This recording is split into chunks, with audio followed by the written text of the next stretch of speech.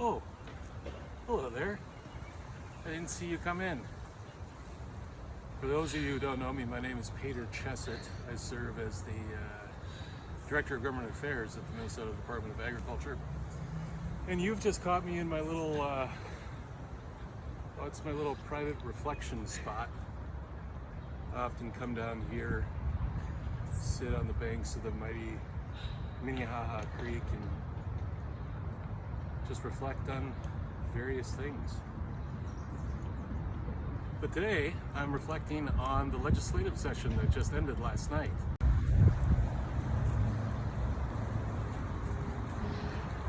think I'll start with the policy bill. We were successful in getting, I believe, pretty much every policy initiative put forth by the various divisions, including changes to seed law, some changes to the noxious weed law and some of the management plans and management sites. Big changes, a lot of good work done on the hemp language. We got data privacy language we needed, and also more importantly the rulemaking language that we needed, and will enable that program to continue to be a model for the nation. So that bill passed unanimously in the Senate, and with only one dissenting vote in the House, but we're still pretty proud of those numbers. And that bill has already been signed into law by Governor Tim Walz. Of course, we also had a budget bill that was passed Saturday. Again, it was passed unanimously in the Senate and that one dissenting vote in the House, but we're still very pleased with those numbers. It was a good bill overall. We got some additional funding for some really important programs. We got an additional $40,000 for our rural mental health program. We got $60,000 for farm advocates, which will enable us to give our current farm advocates a pay increase and also potentially hire one more advocate, most likely in the southwest Minnesota area. We got $200,000 to go towards meat processing and marketing.